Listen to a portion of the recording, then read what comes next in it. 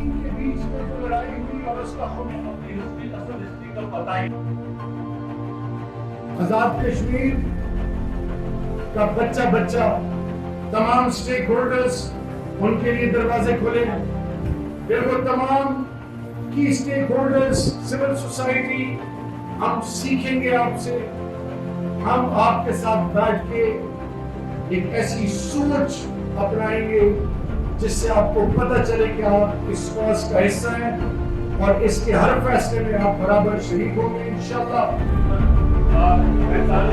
کشمیریوں کے ایک قائد کی حیثیت سے، ایک نجات دہندہ کی حیثیت سے، not as a terrorist from Kashmir.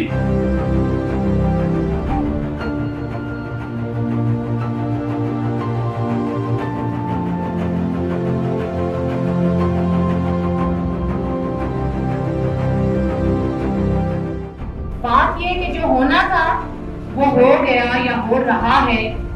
سوال یہ ہے کہ ہمارا اس پر رد عمل کیسا اور کس طرح ہونا چاہیے. 2019 کو تبدیل کی گئی، اس کے بعد اس کے 2 یونین ٹیریٹریز میں تبدیل کیا گیا.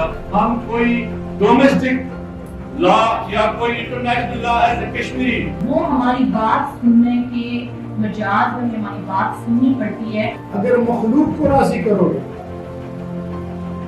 اور رب ناراض ہے تو انجام سب کو کشمیر کے اندر اپنی سرکار بنائیں اور اس کے بین الاقوامی سطح پر ہندوستان کا ہاتھ روکنے والا کوئی نہیں ہے. ایک اہم موضوع پہ نیو گلوبلائزیشن کے حوالے سے وہ مذاہب اظہار کرتی ہے.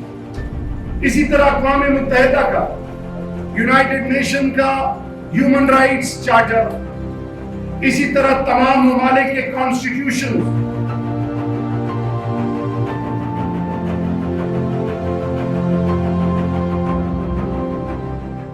ہماری یوتھ کو یہ ہماری آواز نہیں پہنچ پاتی.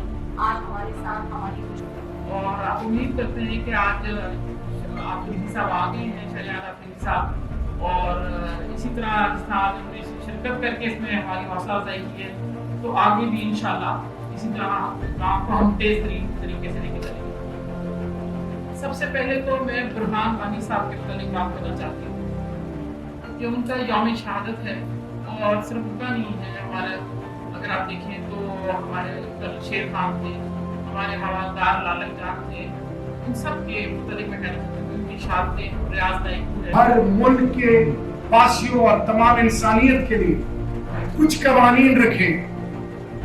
یعنی آج پوری دنیا کے لیے جتنے مذاہب ہیں ان کے لیے سب سے پہلے آسمانی کتابیں.